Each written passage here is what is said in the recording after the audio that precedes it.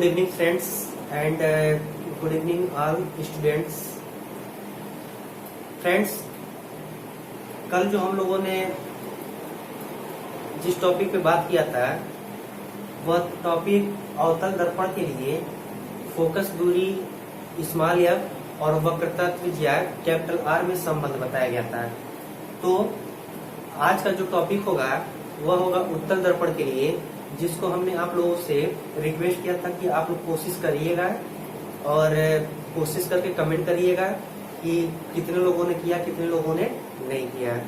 तो काफी अच्छा लगा कमेंट करके, काफी लोगों ने अच्छे तरीके से किया। उन लोगों ने कमेंट भी किया कि सर बहुत अच्छे तरीके से हम लोगों ने उत्तल दर्पण के लिए कर लिया है।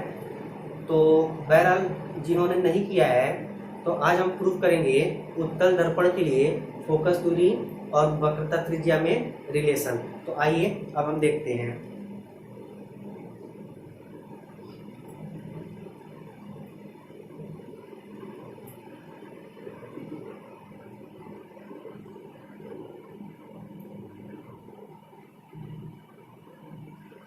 फ्रेंड्स, अब हम उत्तल दर्पण के लिए हम पहले इसके रे डायग्राम को देखेंगे और रे डायग्राम देखने के बाद फिर हम इसके डेरिवेशन को देखते हैं। तो लैंग्वेज सारा जैसे है आप लोगों को कल के लेक्चर में बताया गया था, सेम लैंग्वेज हमारा इसमें रहेगा। बस उत्तल के लिए अवतल के जगह पे क्या हो जाएगा, उत्तल हो जाएगा। और जहाँ पे फोकस एफ से होते हुए गुजरती थी वहां पे बस हम लिख देंगे कि जो परावर्तित किरण होती है वह फोकस से आती हुई प्रतीत होती है। तो देखिए कैसे होता है। तो उत्तल दर्पण में फ्रेंड्स अंदर जो होता है वो पॉलिश किया होता है और बाहर का सिरा कैसा होता है, परावर्तक होता है।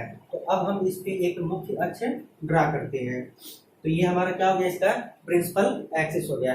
अब कहते हैं कि जिस पॉइंट पर यह दर्पण को काटती है वह पॉइंट उस दर्पण का क्या कहलाता है, ध्रुव कहलाता है। उसको हम किससे डिनोट कर देते हैं, पी से कर देते हैं।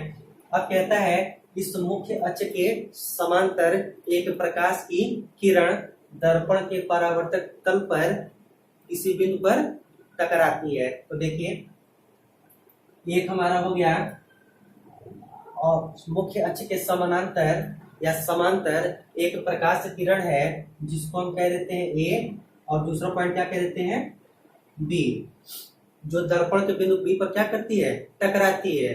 और टकराने के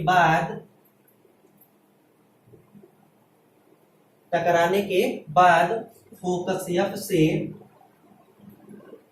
क्या लिख देंगे, फोकस एफ से क्या होती है, आती हुई प्रतीत होकर परावर्तित हो जाती है। देखो इधर से आया और दर्पण पे जब टकराएगा तो उसी माध्यम में वापस जाएगा। और इस किरण को जब हम पीछे बढ़ाते हैं तो मुख्य अक्ष के फोकस पर जाकर मिलती है। यानी यह जो परावर्तित किरण है यह फोकस एफ से आती हुई क्या होती है, प्रतीत होती है। तो अब कहा जाएगा, अब हमने यहाँ पे एक लंब डाल दिया, यहाँ पे बी है, इसको हमने कह दिया B dash. Same to same कल का फार्मूला है, कोई अंतर नहीं है। फिर हमने कहा था कि इस आपतित किरण और परावर्तित किरण के बीच में एक अविलंब ड्रा कर देते हैं। तो आइए एक अविलंब यहाँ से हम ड्रा कर देते हैं। और यह अविलंब जो होता है इस मुख्य अक्ष के वक्रता केंद्र सी पर क्या होता है, मिलती है। जो आपतित किरण और परावर्तित किरण के बीच का अविलंब होता है वह अविलंब मुख्य अक्ष के वक्रता केंद्र पर मिलती हुई प्रतीत होती है। तो अब ये हो गया ए बी, बी डैश हो गया, सी हो गया, इसको हम कोई बिंदु मान लेते हैं एन, ए बी, अब इसको मान लेते हैं बी। क्लियर है बच्चों। तो अब ये हमारा हो गया रे डायग्राम, और जैसे हमने बोला है वैसे वैसे आपको लिख देना है। कल के फिगर में बताया गया था कि अब परावर्तित किरण और अविलंब के बीच की जो कोण होती है वो आपतित किरण और अविलंब के बीच का जो कोण होता है वो यह एक दूसरे के क्या होते हैं, बराबर होते हैं। यानी आपतन कोण सदैव क्या होता है, परावर्तन कोण के बराबर होता है। यानी यह जो कोण बनता है इस कोण को हम कहते हैं आपतन कोण। तो आपतन कोण को अगर हम थीटा माने हैं तो यह आपतन कोण सदैव परावर्तन कोण के क्या होगा, बराबर होगा। तो अगर यह थीटा होगा तो ये भी एंगल कितना होगा, थीटा हो जाएगा। अगर हम टोटल एंगल की बात करते हैं यहाँ से यहाँ तक का, तो यह टोटल एंगल कितना हो जाएगा, देखो थीटा थीटा मिलके कितने हो जाएंगे, 2 थीटा हो जाएंगे। क्लियर हो गई मेरी बात। तो अब यहाँ लिख क्या देना है, परावर्तन के नियमानुसार।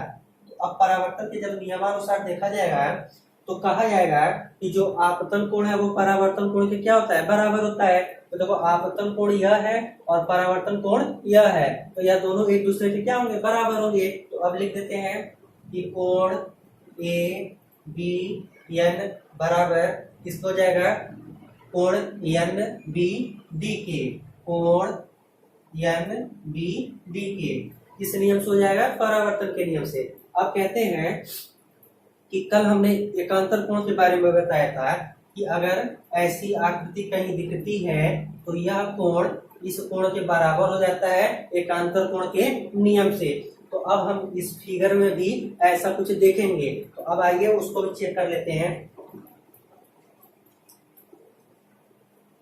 तो देखिए अब यहाँ पे जो थीटा है और यह थीटा है, इन दोनों में से कोई ना कोई एक कोण जो होगा इन दोनों कोणों में एकांतर कोण से यह बराबर होगा। तो आइए अब देख लेते हैं। तो पहले मैं कौन सी रेखा लेके चल रहा हूँ, ए बी और एन, यानी यह जो आपतन कोण बना है यह आपतन कोण को हम लेके चलते हैं। तो अब देख लेते हैं, देखो A B N, A B और ये क्या हो गया हमारा, एन हो गया, ठीक।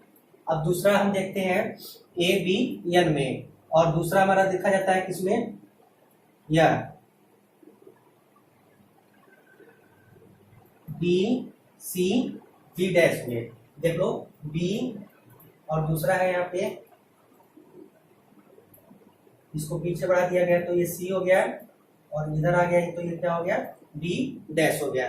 तो देखो अब अगर इस रेखा को थोड़ा सा हम आगे की ओर बढ़ाते हैं, इस रेखा को भी थोड़ा सा आगे बढ़ाते हैं, तो देखो इस फिगर में भी यह एक आकृति दिख रही होगी जो जेड की आकार की दिखती होगी। देखो ऐसे यह, फिर यहाँ से और फिर यह, तो देखो ऐसे आया है 1 2 3, ठीक है। अब इसको हम थोड़ा सा आगे बढ़ा देते हैं तो देखो एक कोण के जैसा यहाँ दिखता है। तो अब कहा जाता है, इसको आगे कर दो, ठीक।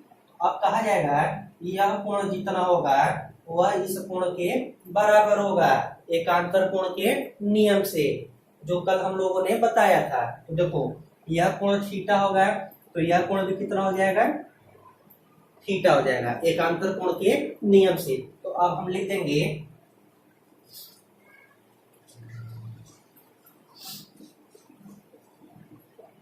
कौन कौन सा कोण हो जाएगा, कोण ए बी एन बराबर कोण, देखो कौन सा है, बी सी बी डैश है, तो कोण क्या हो जाएगा, बी सी बी डैश किस नियम से हो जाएगा, एकांतर कोण के नियम से। क्लियर हो गया। अब फिर हम करते हैं कि अगर इस एंगल एफ का भी मान हमको पता चल जाता है तो हम डेरिवेशन आसानी से दे देते। देखो अभी हमने बताया कि जब जेड की आकृति दिखेगी तो हम कह देंगे कि एकांतर कोण से वह कोण आपस में क्या हो जाएंगे, बराबर हो जाएंगे। अब देखो अब यहाँ पे मैं बड़ा वाला लेके चलता हूँ, बड़ा वाला कौन सा है, 2 थीटा है। तो देखो ए बी डी, यानी यह ए हो गया, बी हो गया और डी, और इनके बीच का कोण कितना है, 2 थीटा है। अब हम नीचे आ जाते हैं, देखो यह एंगल लेके चले तो यह जो लाइन है जो परावर्तित किरण है पीछे की ओर बढ़ी है, यानी अब इस रेखा की बात करते हैं तो कौन कौन सा एंगल चलेगा, बी एफ और बी डैश में। तो देखो यह बी हो गया, उसके बाद से यहाँ पे एफ है और इधर हमारा क्या मिल गया है, बी डैश मिल गया है, ठीक। तो अब इसको हम आगे करते हैं तो देखो जो पहला फिगर था सेम फिगर हमारा आ गया है। तो अब शीर्षाभिमुख कोण पढ़ते होंगे कि शीर्षाभिमुख कोण से यह कोण इस कोण के क्या होगा, बराबर हो जाएगा। तो उस नियम से यह कोण भी आपस में क्या हो जाएंगे, बराबर हो जाएंगे एकांतर कोण के नियम से। या फिर डायरेक्ट कह सकते हैं 2 थीटा, तो ए बी एंगल कितना हो जाएगा, 2 थीटा हो जाएगा। तो अब देखो कौन कौन सा एंगल आ रहा है, ए बी और डी बराबर। अब दूसरा एंगल कौन सा है, देखो बी एफ और बी डैश, तो एंगल कौन सा हो जाएगा, बी एफ और बी डैश, या किस कोण से हो जाएंगे, एकांतर कोण के नियम से। तो हमारा सेम फिगर है, जो अभी पहला फिगर बनाया गया इसके लिए सेम फिगर वही है। तो एक हमारा थीटा के लिए है और दूसरा किसके लिए है, 2 थीटा के लिए है। तो यह थीटा होगा तो यह एंगल कितना हो जाएगा, 2 थीटा हो जाएगा। क्लियर हो गया। अब इसके बाद से क्या कहा गया था कि 2 ट्राइंगल हमारे मिलेंगे, उन दोनों ट्राइंगल से हम थीटा और 2 थीटा के मान निकाल लेते हैं, उसके बाद से हम सॉल्यूशन दे देते हैं। तो अब हम पहले निकालेंगे थीटा के लिए, फिर दूसरी बार निकालेंगे 2 थीटा के लिए। तो देखो थीटा किसके बीच का एंगल आ रहा है, बी सी और बी डैश। देखो समकोण त्रिभुज कौन सा दिख रहा है, बी सी और बी डैश। तो अब हम लिखेंगे समकोण त्रिभुज बी सी बी डैश में। तो अब बी सी बी डैश में हमारा कोण क्या है, थीटा। थीटा के सामने की भुजा लंब, आधार और कर्ण। तो अब हम निकाल देंगे यहाँ से क्या, tan थीटा। तो tan थीटा बराबर क्या होता है, लंब और बटा क्या होता है, आधार। तो लंब देखो कौन सा रेखा है, बीबी डैश है, तो यहाँ लिख देंगे हम बीबी डैश, और आधार कितना है, बी डैश सी है, यहाँ लिख देंगे बी डैश सी। इक्वेशन नंबर कोई बना लो, 1 हो गया। अब फिर हम इसी प्रकार से अब 2 थीटा की बात करेंगे। तो 2 थीटा किसके बीच का कोण है, बी एफ और बी डैश के। तो अब हम लिखेंगे इसी प्रकार क्या है, समकोण त्रिभुज बी एफ और बी डैश। तो क्या हो जाएगा, बी एफ और बी डैश में। तो अब इन दोनों में चलेंगे तो एंगल क्या है हमारा, 2 थीटा है। तो अब यहाँ से हो जाएगा tan 2 theta is equal to लंब बटा क्या हो जाएगा, आधार। तो यहाँ लंब हो जाएगा और अपान क्या हो जाएगा, आधार। तो लंब देखो बेटा कितना है, बी डैश है, और आधार कितना है, बी डैश एफ है। इक्वेशन नंबर क्या हो जाएगा, 2 हो जाएगा। तो अब एक चीज हम यहाँ पे वैल्यू रखते हैं। तो देखो ध्रुव से वक्रता केंद्र के बीच की जो दूरी होती है उसको हम कहते हैं वक्रता त्रिज्या, जिसको हम किससे डिनोट करते हैं, कैपिटल आर से। और ध्रुव से इस फोकस के बीच की दूरी होती है फोकस दूरी, जिसको हम कहते हैं स्मॉल एफ कहते हैं। ठीक है। तो अब यहाँ से हमारा समीकरण 1 और समीकरण 2 निकल गया। अब इसके बाद से कल क्या बताया गया था कि अगर थीटा और 2 थीटा अत्यंत सूक्ष्म हो तब tan थीटा लगभग बराबर हो जाएगा थीटा के, और tan 2 थीटा लगभग बराबर हो जाएगा 2 थीटा के। तो अब यहाँ से लिखा जाएगा यदि थीटा तथा 2 थीटा अत्यंत छोटे हो तो जब छोटे होंगे तब क्या कहा जाएगा कि जो tan थीटा होगा वो लगभग बराबर हो जाएगा थीटा के, और जो tan 2 थीटा है वो लगभग बराबर हो जाएगा इसके बीच का जो कोण है हमारा क्या, 2 थीटा के। तो अब लिखा जाएगा समीकरण 1 तथा 2 से, यानी equation first and equation second, जहाँ पे tan थीटा है उसके जगह पे थीटा है, और जहाँ पे tan 2 थीटा है उसके जगह पे 2 थीटा। तो अब क्या कहा जाएगा कि थीटा बराबर bb डैश, और अपान कितना हो जाएगा b डैश सी, और 2 थीटा बराबर क्या हो जाएगा, देखो bb डैश और बटा कितना हो जाएगा b डैश एफ के हो जाएगा। क्लियर है। तो अब जब इतना किया गया था तो फिर हमने इसको बना दिया था समीकरण नंबर 3 और समीकरण नंबर 4। फिर हमने कहा था कि थीटा का मान समीकरण 3 से समीकरण 4 में रखने पर, देखो यहाँ पे थीटा है ना, तो इस थीटा का मान यहाँ उठा के हम यहाँ पे पुटअप कर देंगे। तो अब क्या हो जाएगा, तो इधर का हम इरेज कर दे रहे हैं।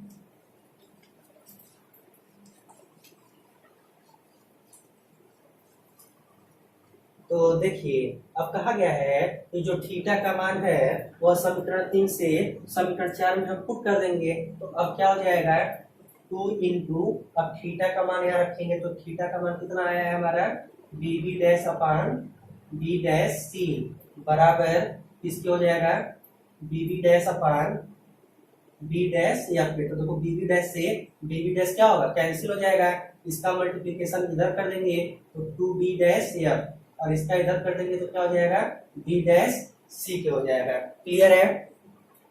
अब इसके बाद से फिर कहा गया था यदि दर्पण का द्वारक अत्यंत सूक्ष्म हो तो बिंदु बी लगभग P के समीप होगा।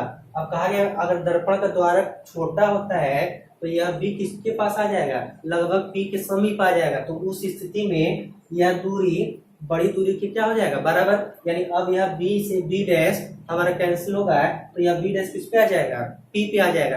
यानी जितनी दूरियां हमारी B डैश P से ली जाती थी अब वह सीधे किसके बराबर हो जाएगा P के बराबर हो जाएगा।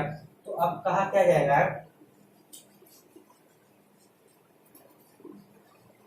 देखो P के समीप होगा अर्थात देखो अब जो यह P किस पे आ जाएगा यह B डैश किस पे आ जाएगा बेटा P पे आ जाएगा। तो जो B डैश F है वो लगभग किसके बराबर हो जाएगा पी एफ के। तो अब अर्थात B डैश F बराबर किसके हो जाएगा P या फिर जहाँ B डैश है अब वहां पे क्या आ जाएगा P आ जाएगा, क्योंकि अब यह B डैश कहाँ पे आ जा रहा है P पे आ जा रहा है। कब आ रहा है जब दर्पण का द्वारक छोटा हो रहा है। तो अब B डैश जब P पे आएगा तो यह जो B डैश है यह किसके बराबर हो जाएगा पी एफ के बराबर हो जाएगा। ठीक है। और फिर जो हमारा B डैश C है वह लगभग बराबर हो जाएगा किसके PC के। देखो यह B डैश C जो है जब B डैश P पे आएगा तो किसके बराबर हो जाएगा PC के बराबर हो जाएगा। तो अब फिर कहा जाएगा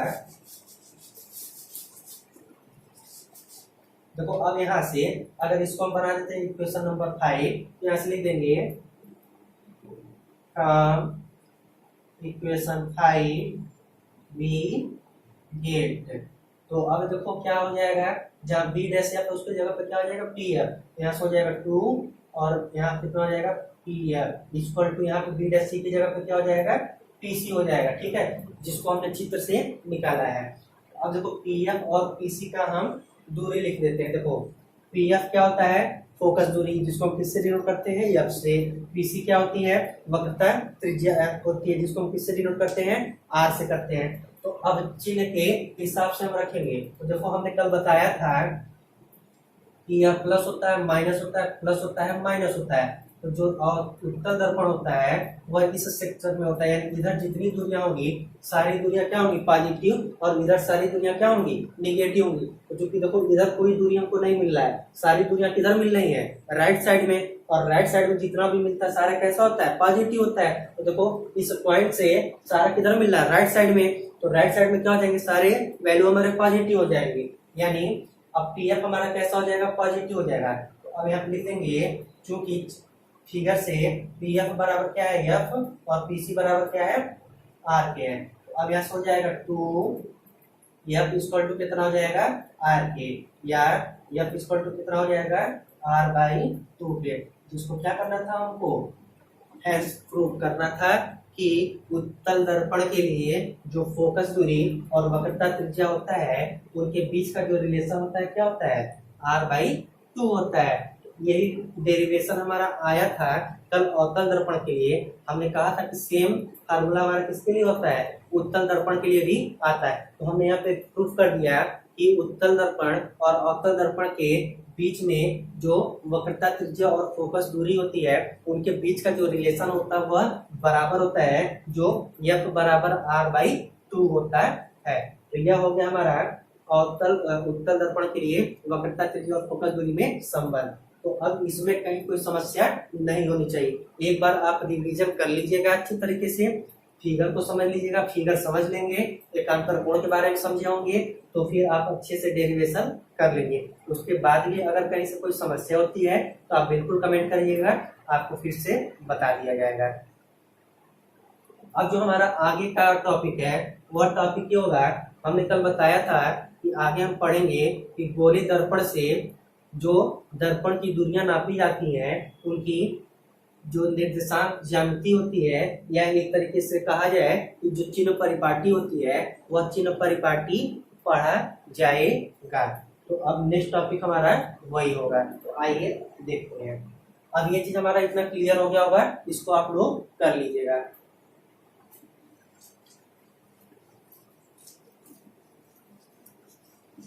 और इस चीज का जो नोट्स है इस वीडियो के आपको डिस्क्रिप्शन बॉक्स में मिल जाएगा, यानी जो जो वीडियो अपलोड किया जाएगा सारे वीडियो का पीडीएफ आपको उस वीडियो के डिस्क्रिप्शन बॉक्स में मिल जाएगा। आप लिंक को वहां से ओपन करिएगा, ओपन करने के बाद आप पीडीएफ पढ़िएगा, अपने खुद से नोट्स उसको बनाइएगा, क्योंकि वो बना बनाया नोट्स आपको दिया जा रहा है जो सेल्फ अपने हाथ से लिखा गया है।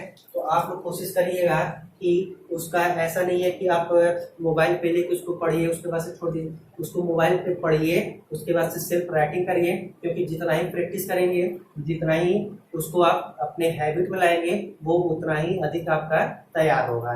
तो आप लोग उसको राइट डाउन भी करते रहिएगा। तो अब हम आते हैं जो अगला होगा कि दर्पणों से दूरियां नापने की चिन्ह परिपाटी का नियम। तो अब हम पढ़ेंगे चिन्ह परिपाटी। चिन्ह परिपाटी तो देखो इसमें चूंकि अभी दोनों जब डेरिवेशन किया गया तो वहां पर मैंने बता दिया है कि उत्तल दर्पण में जब भी हम बात करते हैं उसमें जो भी दूरियां हमारी राइट साइड में आएंगी सारी पॉजिटिव होती हैं और जो लेफ्ट साइड में आएंगी वो नेगेटिव होती है। यानी उत्तल दर्पण में केवल वस्तु की दूरी ऐसी होती है जो कैसी होती है, ऋणात्मक होती है, और बाकी दूरियां कैसी होती हैं, पॉजिटिव होती हैं। अब फिर हम बात करते हैं अवतल दर्पण के लिए। तो अवतल दर्पण में कल पढ़ा गया था इसमें जो भी दूरियां होती हैं सारी दूरियां कैसी होती हैं, निगेटिव होती हैं। तो अब जब चिन्ह परिपाटी हम पढ़ेंगे उसका निर्देशांक हम यही पढ़ते हैं, ये प्लस होता है या माइनस होता है, या प्लस होता है या माइनस होता है। तो एक हम उत्तल दर्पण के लिए समझा दे रहे हैं और दूसरा अवतल दर्पण के लिए। तो यह प्लस माइनस इस सेक्टर पे क्या होता है हमारा उत्तल दर्पण अवतल दर्पण, और इस सेक्टर पे हमारा क्या होता है उत्तल दर्पण। तो ये हमारा किसके लिए है, उत्तल दर्पण के लिए है, और यह किसके लिए है, अवतल दर्पण के लिए है। अवतल दर्पण इसमें बाहर का शेप क्या होता है, पॉलिश किया होता है, और इसमें अंदर का शेप क्या होता है, पॉलिश किया होता है। ठीक। तो अब चिन्ह परिपाटी का नियम क्या कहता है, पहला इसका नियम ये होता है कि इस पे दर्पण पे यानी इस दर्पण का जो प्रकाश डाला जाता है वो प्रकाश हमेशा किधर से डाला जाता है, दर्पण के दर्पण किधर से डाला जाता है, इसको बयां करते हैं। तो दर्पण किधर से डाली जाती है, बाईं ओर से, यानी हमेशा जो दर्पण पे प्रकाश की किरणें पड़ती हैं वह हमेशा कहाँ से पड़ती हैं, बाईं ओर से पड़ती हैं। यानी यहाँ पे भी यह हमारी क्या होगी, प्रकाश की दिशा, और इस पे भी देखो यह डायरेक्शन हमारा किसको बता देगा, प्रकाश की दिशा को। ठीक है। तो ये हमारा हो गया कि दर्पण पे जो भी प्रकाश की किरणें पड़ती हैं वह दर्पण के बाईं ओर से डाली जाती है। क्लियर है। अब इसका जो दूसरा नियम कहता है, दूसरा नियम ये है कि दर्पण में क्या कहा जाएगा, दर्पण में जो बाईं ओर की दूरियां आती हैं वह दूरियां हमेशा ऋणात्मक होती हैं, तथा दाईं ओर की जो दूरियां होती हैं वह सदैव धनात्मक होती है। तो दाईं ओर का दूरी इस पॉइंट से इधर देखो किसमें है, हमारा उत्तल में है। उत्तल दर्पण में इधर जो भी दूरियां आएंगी सारी दूरियां पॉजिटिव, और इधर की सारी दूरियां नेगेटिव। इधर से ऑब्जेक्ट है, प्रकाश डाला जा रहा है, यानी प्रकाश जो होगा इधर से ऑब्जेक्ट की दूरी क्या होगी, नेगेटिव, और इसमें सारी दूरियां क्या होती है, नेगेटिव। यानी अवतल दर्पण में कोई दूरी पॉजिटिव नहीं होती है और उत्तल दर्पण में सारी दूरियां पॉजिटिव होती हैं, बस वस्तु की दूरी क्या होती है, नेगेटिव होती है। दूसरा पॉइंट हो गया। तीसरा पॉइंट होता है कि दर्पण की समस्त दूरियों को हम उस दर्पण के ध्रुव से नापते हैं। तो देखो दर्पण का ध्रुव हमारा यही होता है कि जहाँ पे दर्पण को यह मध्य भाग पर काटता है, तो जो भी दूरियां हम काउंट करते हैं या जो भी दूरियां हम नापते हैं वह सदैव किससे नापा जाता है, दर्पण के ध्रुव से नापी जाती है। ठीक है, तो ये हो गया। चौथा क्या कहा जाएगा कि दर्पण से बनने वाले प्रतिबिंब, क्या कहा गया है, दर्पण से बनने वाले प्रतिबिंब दर्पण से ऊपर की ओर सदैव धनात्मक। देखो दर्पण से अगर ऊपर बनता है तो धनात्मक और दर्पण से अगर नीचे बनता है तो ऋणात्मक। तो देखो ऊपर प्लस है नीचे माइनस है, ऊपर प्लस है नीचे माइनस है, तो क्या कह दिया जाएगा कि दर्पण से बनने वाले प्रतिबिंब ऊपर की ओर सदैव धनात्मक तथा नीचे की ओर हमेशा क्या होते हैं, ऋणात्मक। अगर यह वस्तु है, इसका प्रतिबिंब अगर ऊपर कहीं यहाँ बनता है तो हम कह देंगे कि वस्तु क्या है, प्रतिबिंब कैसा है, धनात्मक है। और अगर यही हमारा क्या बनता है, नीचे बनता है, तो हम कह देंगे कि प्रतिबिंब कैसा है, उल्टा है। उल्टा क्यों कहा जाता है, देखो प्लस ऊपर है नीचे क्या है, माइनस है। इस वजह से हम कहते थे कि क्या होता है, उल्टा प्रतिबिंब बनता है। तो नीचे हमेशा उल्टा और ऊपर हमेशा क्या होता है, सीधा होता है। तो ये हमारा हो गया चिन्ह परिपाटी का नियम हो गया। क्लियर है। तो ये इतनी इसमें प्रॉपर्टियां होती हैं जिसको हम लोग ध्यान में रखते हैं कि दर्पण की समस्त दूरियां ध्रुव से नापी जाती हैं। दर्पण पर प्रकाश किरणें सदैव बाईं ओर से आपतित होती हैं। तीसरा, दर्पण के द्वारा बनने वाले वस्तु के प्रतिबिंब ऊपर की ओर सदैव क्या होते हैं, धनात्मक तथा नीचे की ओर सदैव क्या होते हैं, ऋणात्मक होते हैं। ठीक, चौथा पॉइंट क्या लिख देंगे कि दर्पण से दाईं ओर की सारी दूरियां पॉजिटिव या धनात्मक तथा बाईं ओर की सारी दूरियां ऋणात्मक होती है। तो ये इसके क्या है, चिन्ह परिपाटी के नियम, और यहाँ पे फिगर बना के हम आपको समझाए हैं। और यहाँ पे समझ में भी आ गया होगा कि इधर की सारी दूरियां निगेटिव और इधर की सारी दूरियां पॉजिटिव, और ऊपर बनने वाला प्रतिबिंब सीधा या उसी को धनात्मक कह देते हैं, और नीचे बनने वाला प्रतिबिंब हमेशा उल्टा या उसको कह देते हैं ऋणात्मक होता है। तो ये हो गया हमारा चिन्ह परिपाटी का नियम हो गया। तो ये कुछ पॉइंट थे जो हम आपको बता दिए और आपको नोट्स में भी मिल जाएगा। अब कहा जाएगा जो अगला पॉइंट होगा उस अगले पॉइंट को हम अब कल डिस्कशन कर लेंगे। आज इतना आप प्रिपरेशन अच्छे से कर लीजिए, और जितना अभी तक हमने आपको बताया है उतनी चीजें आप लोगों को अच्छी तरीके से तैयार होनी चाहिए और रिवीजन करते चलिए। अब ऐसा नहीं कि जब पेपर आएगा तो मैं रिवीजन करूंगा, ऐसा कुछ मत करिए। जितना डेली बाय डेली आपको पढ़ाया जा रहा है उतना आप लोगों को दिया जा रहा है, उतना आप पर डे अपना तैयारी करिए। क्योंकि अब ऐसा कोई वर्क नहीं है कि आप कहेंगे कि हमें समय नहीं मिला, क्योंकि कॉलेज चलता रहता है तो आप कहते हैं कि ऐसे नहीं वैसे टाइम नहीं मिला, ये नहीं मिला, कोचिंग में चले गए, ये किए वो किए, तो तमाम तरीके की आप लोगों के पास बहाना होती है। इस समय घर पे बस खाना है, सोना है और पढ़ना है। इन तीन कार्य के अलावा कोई चौथा कार्य आपको नहीं होगा। तो सोना कितना सोना है, 6 घंटे से ज्यादा कोई सोता नहीं है। खाना कितने घंटे खाएंगे, अरे सवेरे शाम दोपहर मिला के मुझे लगता है 2 घंटे खा लेंगे, 6 2 8 घंटे हो गए। ठीक, उसके बाद से अपना जो डेली वर्क है, डेली वर्क कर लेते होंगे, मुझे लगता है कि 2 घंटा 3 घंटा ये भी लगता होगा। तो 8 3 11 घंटा हो गया, 12 घंटा हो गया, मैं 12 घंटा मान लेता हूँ। फिर भी आपके पास 12 घंटा शेष बचते हैं। उस 12 घंटे में आप 5 सब्जेक्ट को जुबानी तरीके से याद कर सकते हैं, तैयार कर सकते हैं। इन फ्यूचर आपको कभी भूल नहीं सकता, इतना मैं कह रहा हूँ।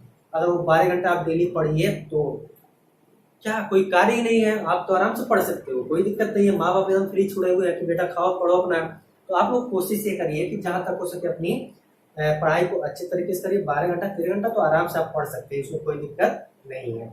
और अगर वीडियो पसंद आती हो तो चैनल को प्लीज लाइक सब्सक्राइब और शेयर करना बिल्कुल मत भूलिए। और साथ ही साथ जब ये टॉपिक खत्म होगा, यानी या तो मैं फर्स्ट पेपर की बात करूं या तो सेकंड पेपर की बात करूं, यानी जो टॉपिक खत्म होगा उस टॉपिक से रिलेटेड जो भी आपके न्यूमेरिकल है, न्यूमेरिकल भी एक एक न्यूमेरिकल आपको बताया जाएगा। और जो आपके कंपलसरी होते हैं, जो बोर्ड के पेपर में अधिकतर पूछे जाते हैं, उन न्यूमेरिकलों को भी लेकर इकट्ठा किया जाएगा और आपको बताया जाएगा। और आपको कहीं से अगर कोई समस्या होती है, किसी न्यूमेरिकल में दिक्कत होती है, तो आप कमेंट करके या फिर आपको हमारे व्हाट्सएप नंबर को दिया गया है, आप उस पर व्हाट्सएप करिए, आपको उसका सोल्यूशन मिल जाएगा। तो जैसे चैप्टर खत्म होगा आपको न्यूमेरिकल को भी पढ़ाया जाएगा। तो आप टेंशन मत लीजिए, आपका सारा कार्य होगा, बस आप घर पे पढ़ते रहिए। Thank you and thanks to all for watching my video.